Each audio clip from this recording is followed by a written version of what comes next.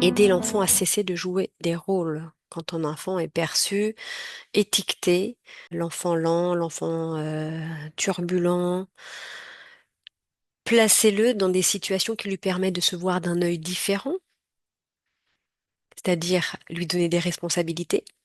Faites en sorte qu'il vous entende dire des choses positives à son sujet, donc parlez de lui à votre entourage, de ses réussites, de ses progrès, qui le confortent dans le rôle que vous souhaitez qu'il adopte.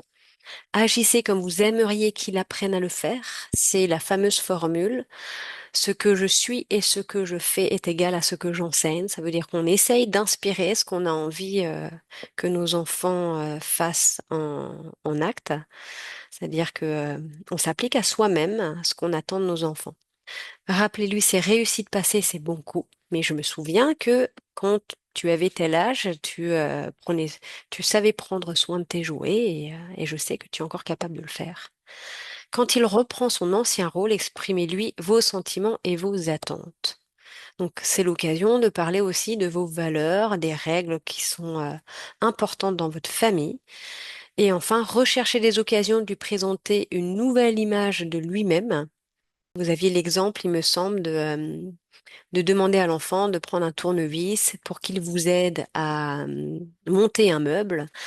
Et c'est une manière pour un enfant qui est peut-être pas très habile de le valoriser dans des situations où il peut l'être.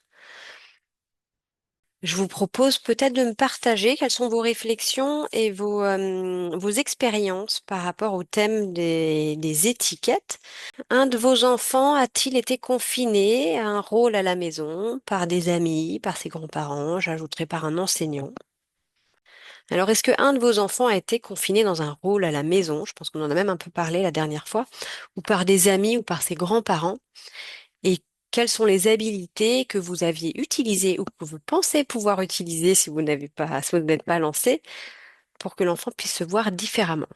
Alors autant bah, la toute dernière, il n'y a pas encore trop Oui. d'étiquettes. C'est un peu court à part dire qu'elle est asthmatique.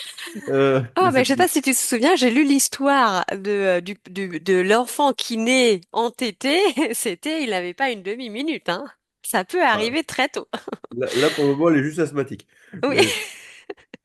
Mais Oui, oui. après, alors, celle qui en a le plus, c'est reste la deuxième, hein. Ça reste Yael qui est.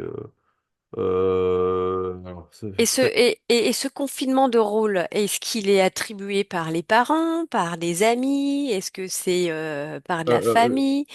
alors, ça a été par nous, et après, alors clairement, il y a plusieurs traits de caractère qui sont repris par différentes personnes, Oui. mais on a déjà posé une étiquette nous sur le Mm. côté un peu. Et par contre, alors, pour la première, il n'y en a qu'une d'étiquette. C'est très drama queen. Alors ça, c'est très compliqué à retirer parce que pour le coup, on fait en sorte de plus jamais en parler, mais alors, quand il y a un problème qui arrive, c'est une catastrophe et toute la planète doit être au courant. Voilà. Il y a il y a des choses, c'est que le problème, c'est que même des étrangers, des fois, en la croisant dans la rue, font Ah, John McQueen, on avait été dans un autre pays et ils nous ont dit ça et on a fait Ah ouais, bon, c'est l'étiquette qui doit coller vraiment bien. Et pour quelle raison? Bah parce que s'il y a un truc qui se passe pas bien, c'est une catastrophe, elle se roule par terre sans aucune raison, et puis là, on l'a avec nous. Et c'est pas beaucoup d'enfants qui réagissent comme ça finalement? Alors, si, mais je suppose qu'il doit y avoir un moment, une petite proportionnalité, et là, c'est vraiment la brindille qui pose vraiment le problème, quoi. La deuxième se roule aussi par terre, mais les raisons sont un peu plus cohérentes. La première, c'est... Donc réussir à sortir de ça, c'est... Oui, nous, c'est un challenge. mais on a juste arrêté d'en parler, et ça a disparu au fur et à mesure, en fait. Ok, donc déjà le fait de ne plus le mentionner ou de ne C'est plus en ça. parler, tout à fait, ok. Et le trait a disparu. Sauf dans les très grands mouvements d'humeur ou dans les très grandes fatigues, mais sinon, Mhm. c'est un trait qui a disparu. Ça veut dire qu'en étant à l'écoute aussi des besoins de l'enfant, de son manque de sommeil ou C'est ça. un besoin qui n'a pas été satisfait, ça peut effectivement, comme nous tous en fait, hein, quand Ouais, on a c'est un ça. besoin qui n'est pas satisfait, on a beaucoup plus de mal à, à gérer nos émotions. Juste sortir du on râle de manière automatique et donc repartir sur un peu plus d'écoute. En général, ça marche pas trop mal.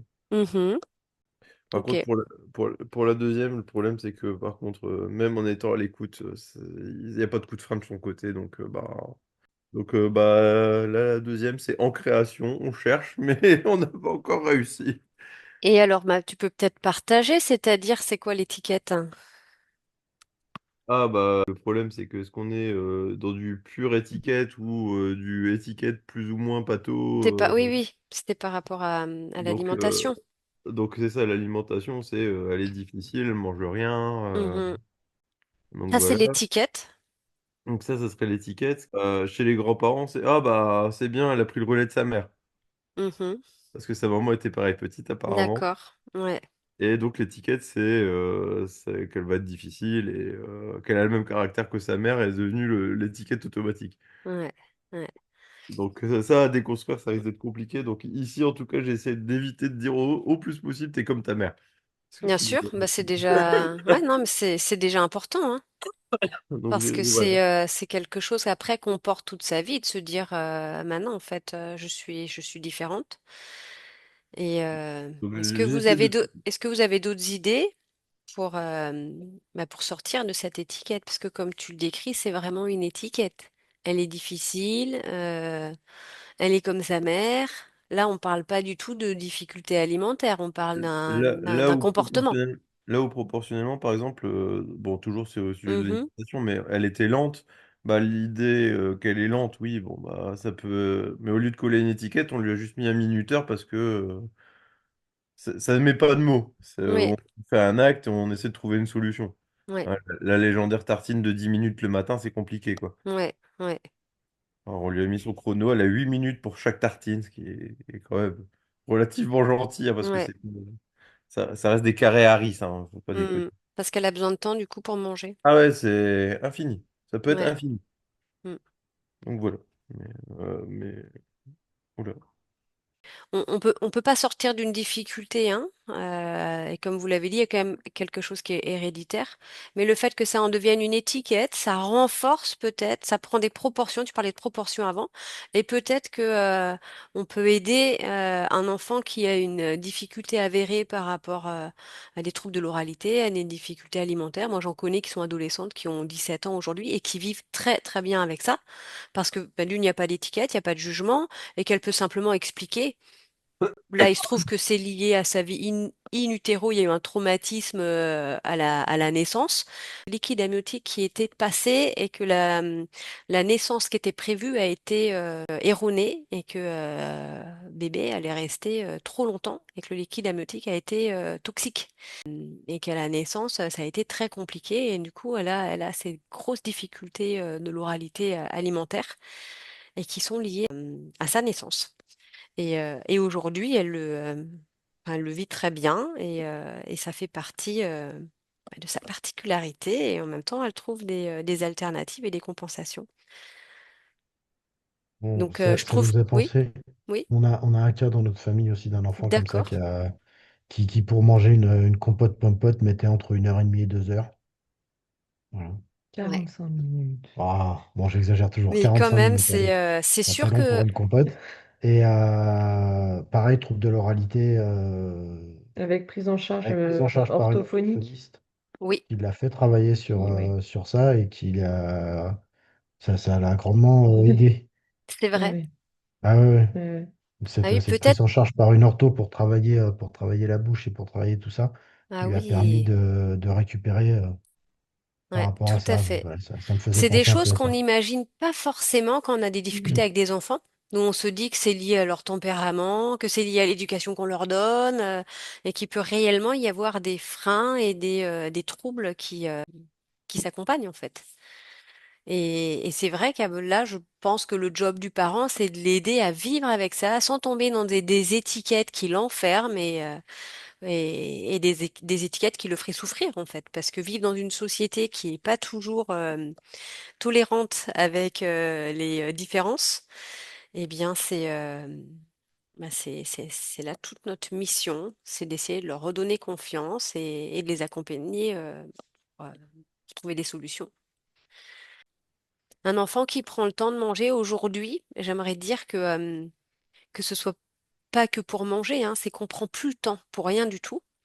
Et quand on regarde des jeunes adolescents, des adultes qui mangent très vite de manière complètement inconsciente de l'acte qu'ils sont en train de faire, manger en regardant un écran, manger en travaillant, c'est aussi toute une capacité à prendre conscience de ce qu'on fait et l'importance de nos besoins fondamentaux, de nos besoins primaires, de se nourrir et d'avoir conscience quand on se nourrit en fait de ce qui se passe dans notre corps. Et ça, c'est des choses, ce sont des habitudes qu'on a fortement perdues et qui apportent aussi des difficultés alimentaires parce qu'on ne prend plus le temps de manger. Et pouvoir valoriser aussi un enfant qui peut être en difficulté pour lui dire, eh bien, prendre le temps de manger, c'est aussi important, de prendre conscience de ce qu'on mange pour que ça en devienne aussi un plaisir. Pour des rôles étiquettes. Moi, j'aime beaucoup parler de son enfant en bien et faire en sorte qu'il entende qu'on dise des choses de bien de lui. Mhm, Parce que du coup, l'autre jour, il rentrait de la maison, en fait, du boulot, et puis bah, je lui raconte dans la journée, tout voilà, à fait. les trucs positifs. Et en fait, moi, ce que j'aimais bien, c'est que il y a le côté, en fait, complice. Je trouve Oui, qu'il y a aussi un effet pour le couple, entre guillemets. tout à fait. Parce que du Oui, coup, parce que du coup, je comprends ce qu'elle est en train de faire. Exactement. Et ça me fait vraiment penser à d'autres témoignages de parents qui ont participé à ces ateliers avec moi, qui ont pour la plupart partagé cette connivence d'avoir vécu ces ateliers en couple. C'est que d'une certaine manière, ça va rapprocher votre capacité d'écoute mutuelle et cette complicité. Et je trouve ça super. C'est un petit clin d'œil en fait que vous allez garder entre vous et j'espère que vous allez nourrir le plus longtemps possible. Donc c'est très chouette. J'ai souvenir de couples qui me racontaient des fois petits pincements entre eux en disant Ah, toi, tu as utilisé cette habilité, mais tu te souviens pas très bien, c'était pas tout à fait comme ça. ouais, puis du Tout coup, à je trouve fait. que l'interlocuteur, il est tout présent. Enfin, il est assez facile à trouver, quoi, presque, je sais pas C'est comment sûr. dire. Non, mais c'est vrai Voilà, il n'y a que pas besoin d'appeler je ne sais qui ou je te de. Voilà. remercie de le soulever. Et des fois, on cherche loin quand la réponse, elle est juste là. Et je pense que se soutenir dans le couple et soutenir nos enfants pour nourrir cette famille, quoi, c'est super. Mais oui, vous avez raison. Après, la chose qu'il ne faut peut-être pas faire non plus, c'est parler. Ce que tu fais là, il faut éviter d'en parler à un frère ou une sœur. Parce que ça Mm. ferait un effet de rivalité et de jalousie. C'est pas pareil. Leurs relations ne sont pas pareilles.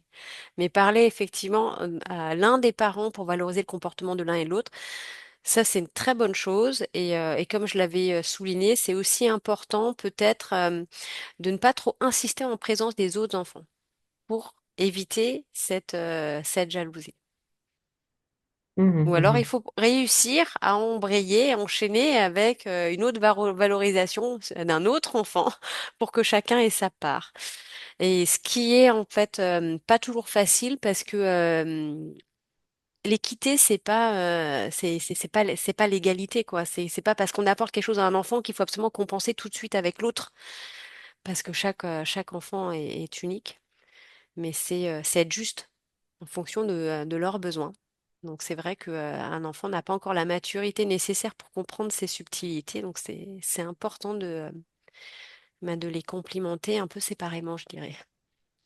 Et puis c'est vrai que comme il n'est pas dans la pièce au moment où elle m'en parle, mais on sait qu'il nous entend Ah oui, de là où il est, tout à voilà, fait. moi ça me permet aussi d'en rajouter une couche sans lui parler directement à C'est lui, mais très voilà, bien. comme ça il prend le C'est compliment de super, loin. hein. Tout à fait. Oh, c'est génial. Ça donne envie d'être l'enfant, là, hein. Super. Ok. Que je Oui, disais juste vas-y, avant. Et Thomas. pour le cadre de celle qui chouine, en fait, je me rends compte enfin, en rembobinant un peu avec les compétences, surtout réussir à la changer de cadre qui avait le mieux marché, en fait. La mettre avec des beaucoup plus grands, elle n'avait pas chouiné, et c'est ça qui marche le mieux. Donc on Ça veut continue dire que non, il y a des situations où elle se comporte. Alors peut-être aussi, plutôt que de lui dire, tu vois là, dans ce cas-là, tu ne chouines pas, euh, dire comment elle se comporte. Plutôt que d'être dans Mhm. la négation, tu vois ce que je veux dire? Je préfère quand même le soulever.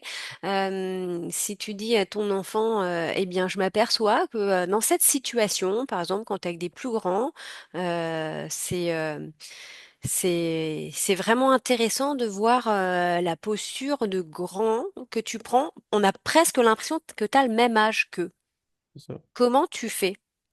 C'est beaucoup plus valorisant que si on lui disait, bah, tu vois, quand t'es avec les plus grands, tu chouines pas. Oui, non, mais c'est Voilà exactement ça. la nuance.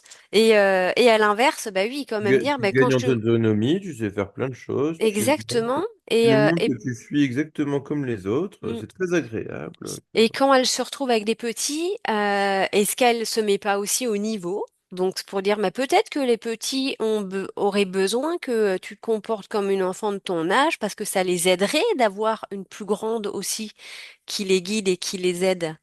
C'est chouette de pouvoir utiliser ces atouts de grands, qu'on soit avec des grands ou qu'on soit avec des plus petits, pour qu'elle prenne conscience des avantages que c'est que de se comporter comme des grands ou oui, d'endosser ce qu'elle est réellement, quoi, hein. Son âge, hein, d'incarner son âge. My emotions in a healthy manner.